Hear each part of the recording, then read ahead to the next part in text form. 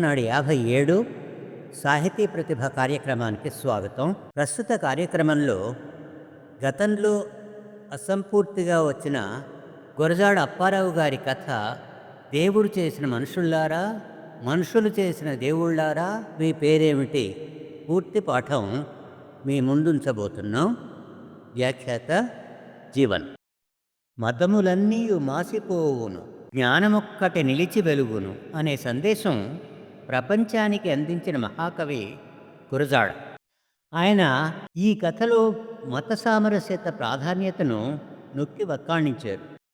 మతాల పేరిట పోట్లాడుకోవటం మానుకొని మానవత్వం పేరిట ఏకం కావాలన్నది ఆయన ఆకాంక్ష. పదండి, దేవుడు చేసిన మనుషులారా, మనుషులు చేసిన దేవుళ్ళారా మీ పేరేమిటి అనే కథ రెండో భాగంలోకి. శైవులలో ఉన్న ఐకమత్యం వైష్ణవుల్లో లేదు. సాతానులు చాలామంది మనవాళ్లయ్యే శిష్యులే. అయినప్పటికీ కొందరు మటుకు అతను అవతార పురుషుడని చెప్పరు.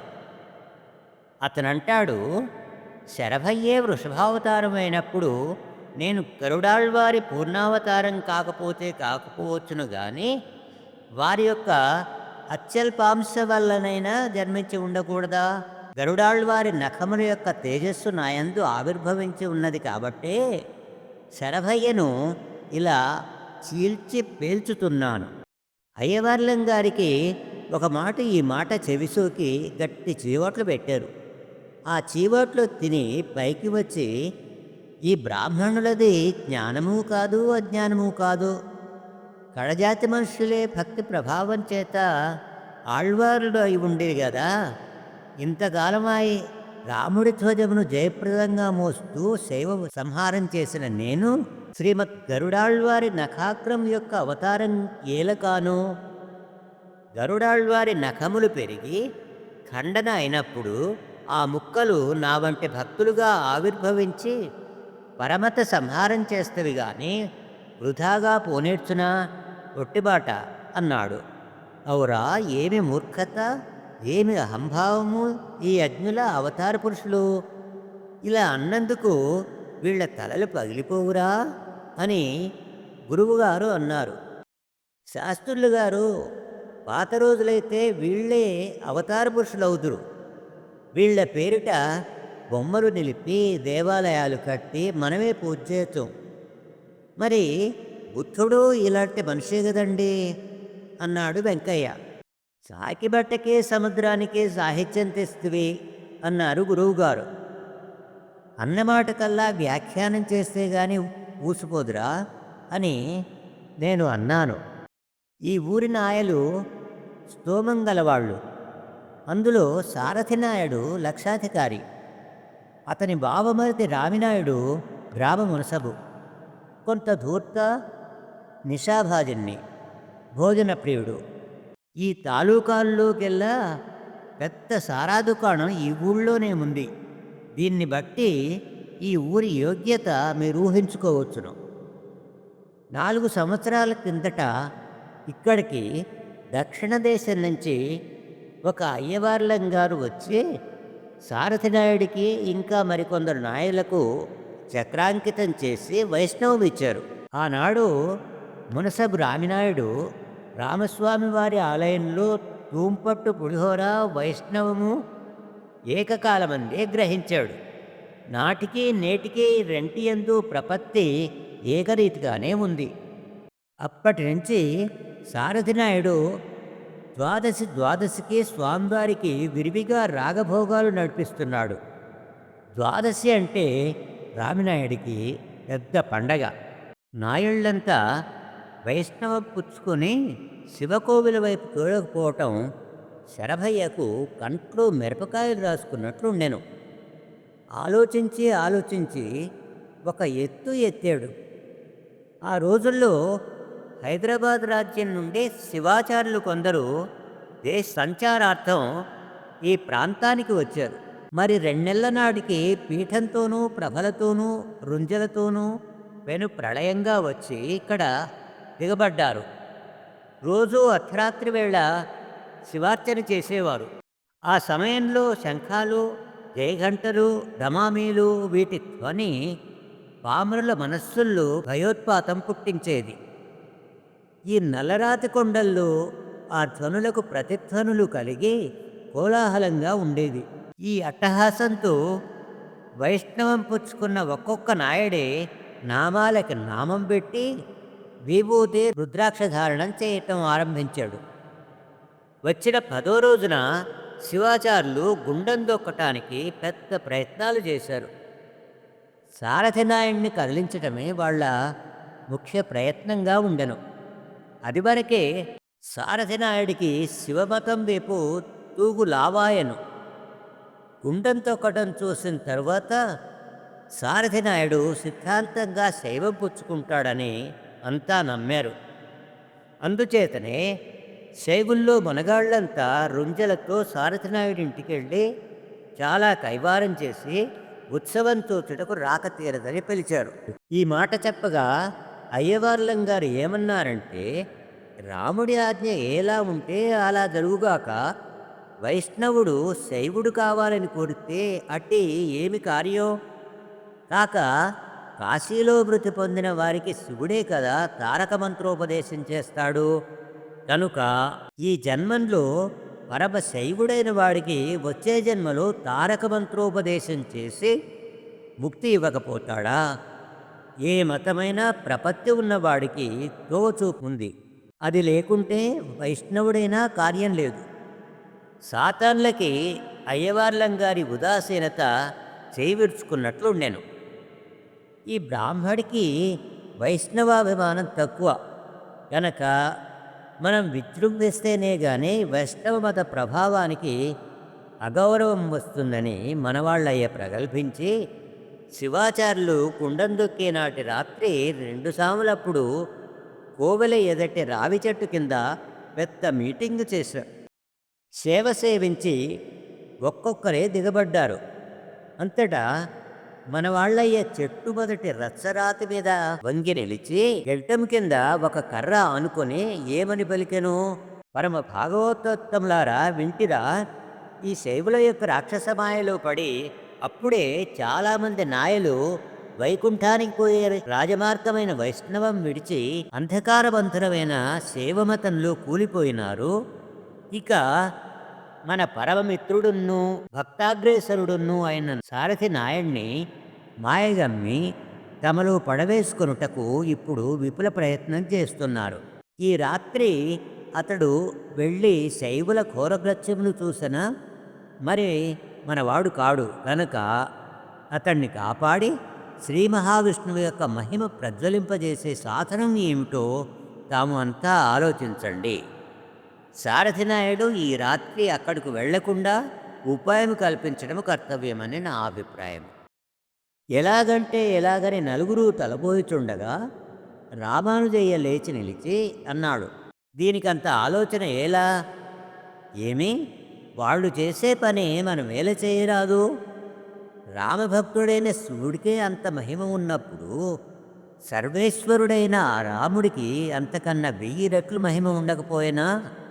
కనుక నా సలహా ఏమిటంటే, శ్రీమద్ గరుడాళ్వారి అవతారమైన మనవాళ్ళయ్య రాగిధ్వజం చేతపట్టుకుని నాలాయిరం పఠిస్తూ కుండం దొక్కితే సరి.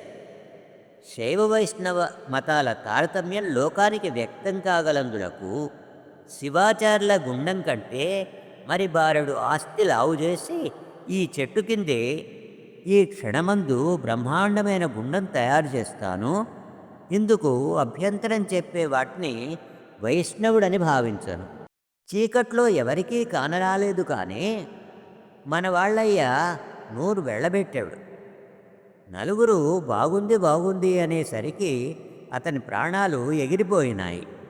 ఒక్క నిమిషం ఆలోచించి అన్నాడు, అన్నల్లారా, తమ్ముళ్ళారా, పరమ భాగవతోత్తములారా, రామానుజయ్య నన్ను ఆక్షేపణ చేస్తున్నాడు. నేను పడవలసిందే. ఈ శరభయ్యే వచ్చి తాను వృషభావతారమని నెక్కి నిలుగుతున్నాడు కదా, మనం దెబ్బకి దెబ్బతీద్దాం అని కేవలం వైష్ణవాభిమానం చేత నేను గరుడ వేషం వేశానే గాని ఇంత భారమైన శరీరంతో నేను గరుడాళ్వారిని ఎన్నడూ కానేరనే. ఆ మాట నాకు తెలియదా? ప్రాజ్ఞ లేని మీకు తెలియదా? రామానుజయ్య అయితే సులాగ్గా డేగలా ఉన్నాడు గనుక అవశ్యం అతడే గరుడాళ్వారి అవతారం. అతన్నే గుండం తొక్కమనండి. నేను గాని నిప్పుల్లో కాలు పెట్టానంటే గజం లోతు కూరుకుపోయి చస్తాను. రామానుజయ్య తేలిగ్గా ఉన్నాడు. అంటీ అంటనట్టు చపచప అడుగేసుకుంటూ పోతాడు. అన్నాలారా న్యాయం ఆలోచించండి అనేటప్పటికీ రామానుజయ్య సన్నగా జారాడు. రామినాయుడు జల్దుకొని అన్నాడు, రామస్వామికి మైమముందా లేదా? ఉందా? ఈ ఏసాల బాని తిన్నగా గుండం దొక్కు. ఆ మాట విని మనవాళ్ళయ్య మొహం జుమాల్మంది. రామానుజయ్యలాగా మందలోజొచ్చి మాయమవుదామంటే చీమా దోమా కాడు. అది 20 మణుగులం పట్టు. హా దైవమా! నేను ఒక్క అరగడియ గరుడాళ్వారినే అయితే ఎక్కడైనా ఎగిరి ప్రాణం దాచుకుందును గదా అని అనుకున్నాడు. ఏ వెళ్ళకుంటావే? రామినాయుడు పొడవటం ఆరంభించాడు. అల్లాండం బెల్లాండం అని తెల్లారకుండగా వచ్చి తెగ అరుస్తావు గదా! ఆ ముక్కలన్నీ మా వంటోళ్ళని బెదిరించి కూరా నారా లాగటానికేనా? ఆటి మైమం ఏ కాసింతేనా కద్దా? మనవాళ్ళయ్య నిట్టూర్పు విడిచి రామానుజులను స్మరించి ఇట్లా అన్నాడు. రామిన్నాయుడన్నా, నువ్వు నేను చిరకాలం నాటి నేస్తులం. నువ్వు గవర్నమెంటు వారి తరఫున మునసబే అది చాలా కాలమాయ చెలాయిస్తున్నావు. యుక్తాయుక్తం ఎరిగిన మనిషివి. అవును గాని వైష్ణవ మతం యొక్క ఆధిక్యత అగుపరచాలంటే ఆ శరభయ్య చేసే తక్కువ పనా నన్ను చేయమంటావు? పృథివ్యాపస్తేజో వాయురాకాశాత్ అన్నాడు. విష్ణు భక్తుడైన వాడికి కర్తవ్యం ఉత్తమోత్తమం పృథివీ అనగా భూమి మీద నడవడమే. పంచభూతములలో మరి ఒక భూతం మీద వైష్ణవుడన్నవాడు అడిగేసి నడవనే కూడదు. అంతకు ఒక వీసం తక్కువ ఆపహ అన్నాడు.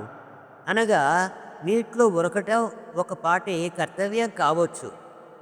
అధమాధము అగ్గి తొక్కటం గనక మీరు 50 మందిని ఇప్పుడే నా వెంట రండి. ఈ నిశేష సమయంలో శ్రీ మహావిష్ణు నామస్మరణ చేసి అమాంతంగా సీతాగుండంలో ఉరుకుతాను. అప్పట్లో నా మహిమ మీకు తెలియగలదు. రామినాయుడు దగ్గరికి వచ్చి మనవాళ్ళయ్యే చెయ్యి పట్టుకొని గట్టిగా నొక్కుతూ అన్నాడు.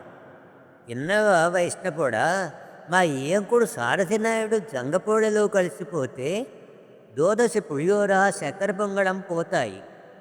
ఆ మాట నీకు ఎరిక, నాకు ఎరిక. నువ్వు సీతమ్మ గుండంలో ఆనపకాయ తుంపలాగా తేలి ఈతలాడితే నీ మైమం ఆడొప్పుతాడా? ఎర్రికుట్ట కబుర్లు మానేసి మావాడు 2 కళ్ళతో చూస్తుండగా అల్లాండం బెల్లాండం అంటూ అగ్గిదొక్కు. సరే నేస్తం, నీ అభిప్రాయం ఆ ప్రకారం ఉన్నట్టయితే అలాగే కానియండి. శ్రీ మహావిష్ణు యొక్క మహిమ నిలబెట్టడానికి అగ్గి తొక్కుతానా, తొక్కి చూపిస్తానా? ఇప్పుడు చాలా రాత్రి అయింది, ఇళ్ళకు పోయి పరుందాం. రేపు ఈ వేళప్పుడు ఈ స్థలంలోనే బ్రహ్మాండమైన గుండం వేసి దందహ్యమానమైన ఆ గుండం తొక్కి వైష్ణవ మత ప్రభావం కనబరుస్తాను. అప్పట్లో ఆ గరుడాళ్వారే నన్ను ఆవహించి అంత గుండమును చెంగున ఒక్క దాటున దాటిస్తారు. ఆ పప్పు ఉడకదు. ఈ రాత్రి మావాడు జంగపాళ్లలో కలిసిపోతే రేపు నువ్వు దాటకే. ఆ దాటేదో ఈవేళ ఆ గుండంలోనే దాటు. లెండొస్తే ఈ వైష్ణవుడిని మోసుకెళ్ళి గుండం దొక్కిద్దాం అని రామినాయుడు అనేసరికి 4 నాయలు మనవాళ్ళయ్యే రెక్కలు పట్టుకు వచ్చి పచ్చరాతి మీద నుంచి కిందికి దించాడు. మీరి వచ్చిందని మనవాళ్ళయ్య ఒక ఎత్తు పన్నాడు. ఆగండి, గుండం తొక్కవలసి వచ్చినప్పుడు అందుకు కావలసిన పరికరం అంతా కూర్చుకోవడమా, లేకుంటే కట్టుగుడ్డలతో గుండంలో పడేసి ఒళ్ళు తెగ్గాలుస్తారా? ఆ శివాచార్యులు వీరభద్ర విగ్రహం చేతబట్టి మంత్రాలు పఠిస్తూ శంఖధ్వనికి వీరావేశం పుట్టి గుండం తొక్కుతారు. అలాగే శ్రీరామస్వామి వారి తాలూకు ఉత్సవ విగ్రహం ఒకటి నా నెత్తిన కొడితే గాని ఎలా చస్తాను? గరుడాళ్వారైనా ఎప్పుడూ పెరుమాళ్వారిని వీపున మోసుకునే బయలుదేరుతారు గాని ఒట్టినే రెక్క కదపరు.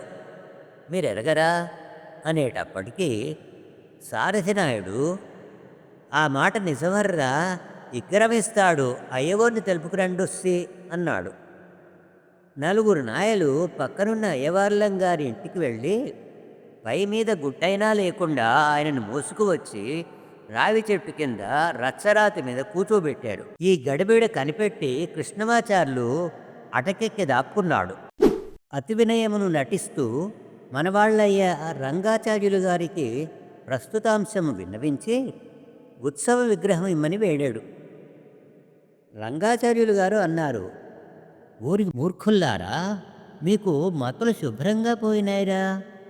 ఈ గుండం తొక్కడం అనేది గర్హ్యమైన తామస వ్యాపారము, వైష్ణవ మత నిషిద్ధము. మన గ్రంథాల్లో ఎక్కడా ఈ ప్రక్రియ లేదు. గుండం దొక్కటానికి ఒక విధి మంత్రం ఏడిస్తేనా? చక్కరంతో ఒళ్ళల్లా తెగ్గాల్చడానికి మంత్రం కదా. ఆట్టే మాటలు సెలవీయక ఆ ఇగ్గరమేదో సాతారోడికి ఇయ్యండి రామినాయుడు అడిగాడు. చీ పొండి మూర్ఖులారా, నేను ఇచ్చేది లేదు. ఉత్సవ విగ్రహములు శూద్రులు ముట్టుకోవలసినవి కావు, ముట్టుకుంటే కళ్ళు పేలిపోతాయి అని రంగాచార్యులు అనేసరికి మనవాళ్ళయ్యా బతికాన్రా దేవుడా అనుకొని సారథినాయుడితో, చూసావా నేస్తం, ఆ మాట నిజమే, నేను ఉత్సవ విగ్రహములు ముట్టుకోకూడదు. అందుచేత ఇప్పుడు కర్తవ్యం ఏమిటంటే ఆ విగ్రహం పట్టుకొని అయ్యవార్లం గారే గుండం తొక్కవలసి ఉంటుంది. ఆ ఆధిక్యత అనేది వారికే ఉండవలసినది. మునసబు ముసలాయన ఇక్కరాలట్టుకొని గుండం దొక్కేదేమిటి? చిన్నస్వామిని లెగదీసుకెళ్దాం రండి అన్నాడు. వాడి జోలికి వెళ్ళకండి మా బాగే, ఉత్సవ విగ్రహాలు పట్టుకుని నేనే గుండం దొక్కుతాను, మావాడు పట్నం వెళ్ళాడు, ఊళ్ళో లేడు అని రంగాచార్యులు గారు అన్నారు. అయితే లెండోయి అని మన వాళ్ళయ్య బొబ్బ వేశాడు. అంతటా ఆ రావి చెట్టు మాను చోటున గుప్పని ఒక వెలుతురు పుట్టింది. అందరూ భీతిల్లారు. నిషాలు దిగజారులు వచ్చాయి. వెంటనే మాను వెనుక నుంచి ఒక చేత కరదీపము, రెండవ చేత సూరకత్తి కట్టుకుని ఉంగరాల జుత్తు గాలికి తూగులాడుతుండగా నిబ్బరంగా అడుగు వేసుకుంటూ వచ్చి నాంచారమ్మ మామగారి పక్కన నిలిచి ఆయన రెక్కలు పట్టుకుని ఉన్న నాయల వంక బాకుమను చూపి, దుష్టుల్లారా, ఈ పరమ పవిత్రమైన బ్రాహ్మణ్ణి వదులుతారా బాకుకు బలి ఇచ్చేదా అని అడిగినది.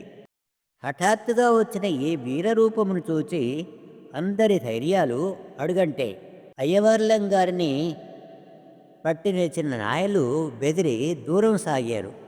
అంతటా ఆమె చేతిదీపం రచ్చ మీద ఉంచి నీకేం కావాలని మనవాళ్ళయ్యను అడిగింది. మనవాళ్ళయ్య 2 అడుగులు వెనక్కి వేసి తనకేమీ ఎక్కర్లేదన్నాడు. నీకు ఉత్సవమూర్తులు కావాలనంటివి? నాకెందుకు తల్లి, అపవిత్రుడను, వాటి ఎత్తు బంగారం కరిగిస్తే ఇస్తే నాకు అక్కర్లేదు. రామినాయుడు ఏమో కొంచెం. ఆమె అట్నుంచి ఇటు తిరిగి రామినాయుడిని నిస్సారంగా చూస్తూ నీకేం కావాలి మున్సపు నాయుడా అని అడిగింది. మొహం వంచి రామినాయుడు తనకేమీ అక్కర్లేదని పైకి చెప్పి ఆడదాయితో ఎవడు మాట్లాడగలడు అని గొడుక్కున్నాడు. రామినాయుడి పెళ్ళాం గయ్యాడి. నాంచారమ్మ ఎవరికీ ఏమీ అక్కర్లేకుంటే ఈ ముసలి బ్రాహ్మణ్ణి ఒంటి మీద బట్టైనా లేకుండా నిద్ర మంచం మించి ఎందుకు ఈడ్చుకు వస్తిరి? ఎవరూ మాట్లాడరే?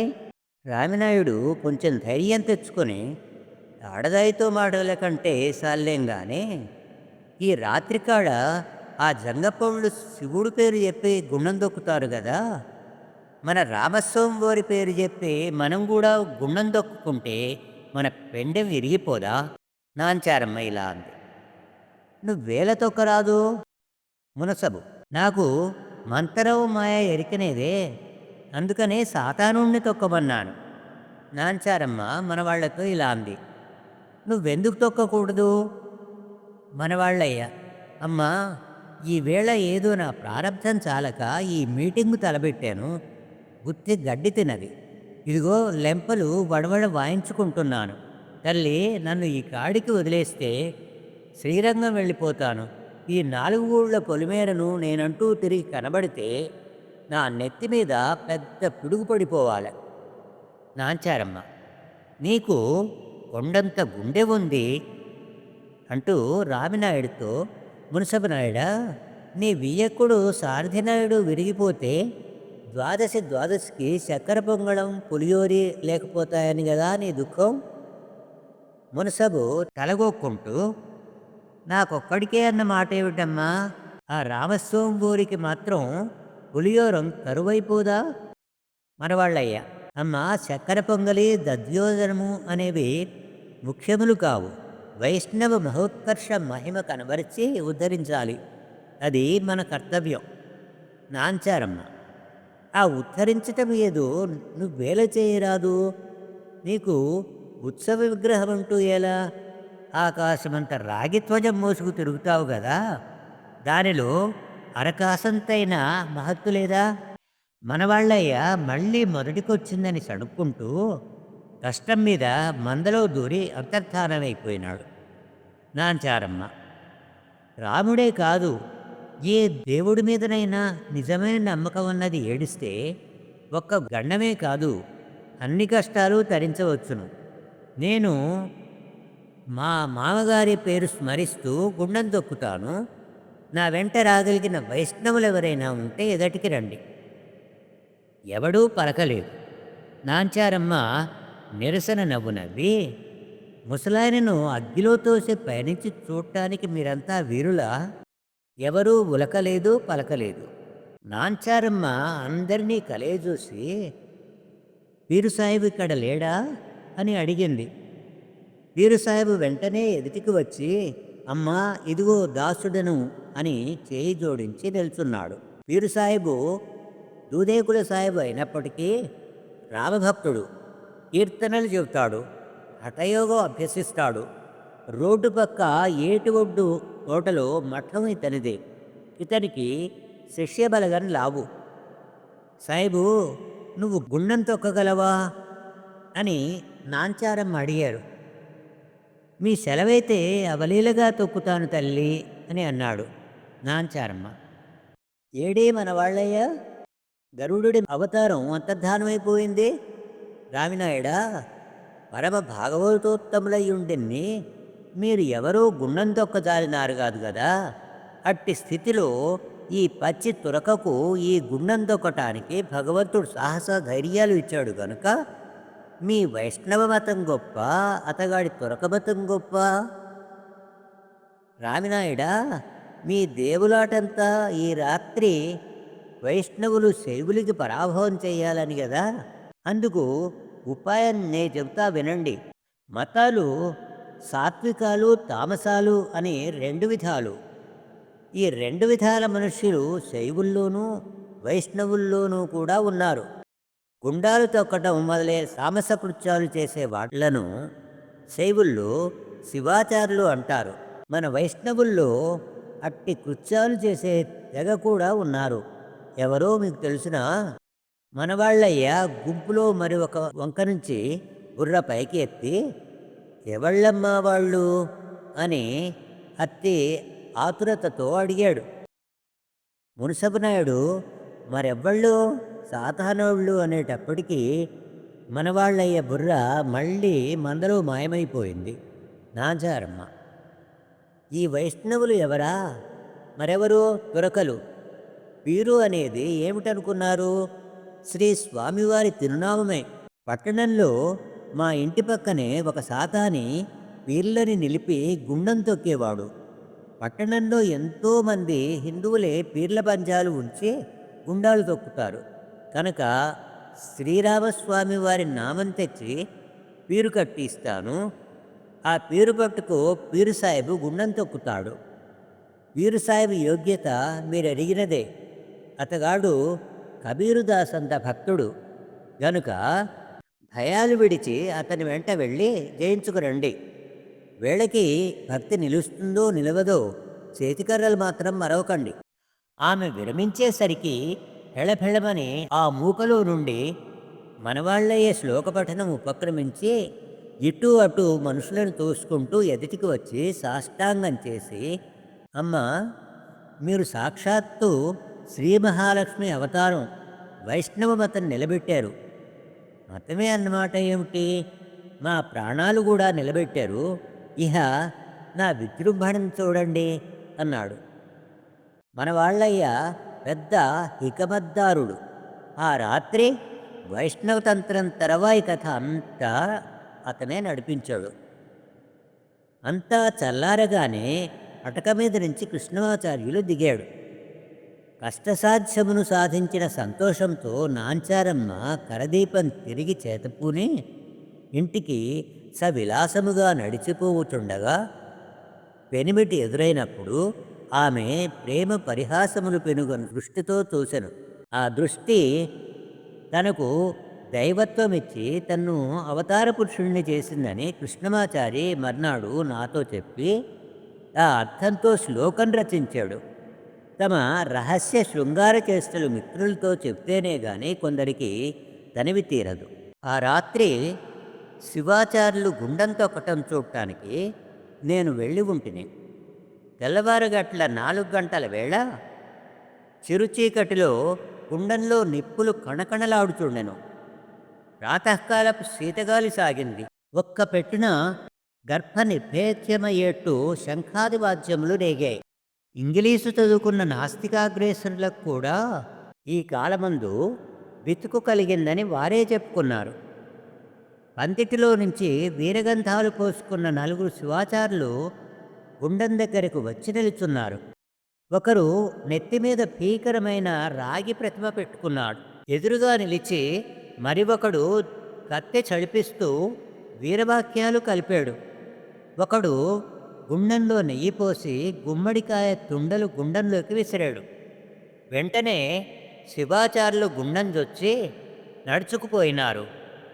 అవతల ఒట్టు చేరి తిరిగి తొక్కుటకు వారు ఇటు అభిముఖులై ఉండగా అల్లా రామ్ అని కెవ్వుమని ప్రళయమైన కేక ఒకటి వేసి తక్షణం శివాచార్యులు గుండం దిగిన వైపు నుంచి మూకను చేల్చుకొని ఒక మనుష్య ప్రవాహము గుండము దాటుకుని పోయింది. వారిలో అందరున్నూ ముఖముల మీద ముసుగులు వేసుకున్నారు. ఆ మనుష్య ప్రవాహమునకు అగ్రమందు వెండి పీరు ఒకటి 2 చేతులా పట్టి ఒక వీరుడు భీముని వలె నడుచుకుంటూ పోయినాడు. ఇది అంతా ఒక 1/2 నిమిషం పట్టలేదు. మూక కకావికలై చెదిరిపోయింది. కొందరు సాతాన్లకి శివాచార్యులకి కూడా యత్కించిత్ కాళ్ళు కాలాయి. అది భక్తిలోపం కింద కట్టారు. తరువాత శరభయ్యకి మనవాళ్ళయ్యకి రాజీనామా అయినదని అనుకుంటారు. పైకి మట్టుకు దెబ్బలాడుతున్నట్టే ఉంటారు. అదిగో మా ఇంటికి ఎదురుగా ఆ రచ్చసావిట్లో నిలిపిన పీరు ఆ పీరే. నాటి నుంచి ప్రతి సంవత్సరం ఆ పీరుకు పండుగ చేస్తారు. ఊరు ఆబాలగోపాలం శైవ వైష్ణవ భేదం లేకుండా పీరుదేవరకు మొక్కులు చెల్లిస్తారు. త్రిశూలాకారం గనక ఆ పీరు శివపీరే అని శరభయ్య అంటాడు. ఆ వ్యవస్థేదో వెంకయ్య పంతులు గారే చేయ సమర్థులు. శివుడు విష్ణు పీర్లే అయినప్పుడు బుద్ధుడు శివుడు కారాదా అని సాయన్న భుక్త కథ పరిసమాప్తి చేశాడు. మా గురువుగారు ఈ చరిత్రకు చాలా ఆశ్చర్యపడి అన్నారు, అవురా, కలికాలంలో మనుష్యులే కాదు దేవుళ్ళు కూడా సంకరం అవుతున్నారు. అయినా తప్పేమి? శివుడన్నా విష్ణన్నా పీరన్నా బుద్ధుడన్నా ఆ పరమాత్మ మట్టుకు ఒక్కడే గదా. మరి వెంకయ్య ఊరుకుంటాడా? అందరు దేవుళ్ళు ఒక్కరే అయితే ఆ పేనుగుల్ని అందరినీ ఒక్కచోటే నిలిపి అందరూ కలిసి పూడ్చి తగలెట్టరాదా అన్నాడు. అంత గురువుగారు ఒరే దేవుళ్ళని పీనుగులంటారా? నువ్వు ఒట్టి కిరస్తానివి. ఇంకా కిరస్తానుగైనా దేవుడంటూ ఉన్నాడు. నువ్వు కిరాతుడువో, పీరో, బిట్రో, దెయ్యమో, దేవరో ఈ ఆజ్ఞలకు మూఢభక్తి అయినా ఉంది. నువ్వు అందరు దేవుళ్ళకి ఒక పెద్ద నామం పెట్టావు.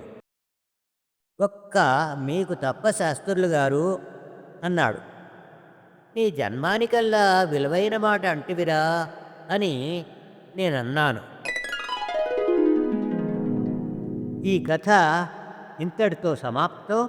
వచ్చే వారం జీవనాడి 58 సాహితీ ప్రతిభ కార్యక్రమంలో 1956లో కొత్త ఢిల్లీలో జరిగిన ఆసియా ఆఫ్రికా రచయితల తొలి మహాసభలో శ్రీశ్రీ వ్యాసం ఆధునిక తెలుగు సాహిత్యం ప్రసారం చేయబోతున్న వ్యాఖ్యాత జీవన్.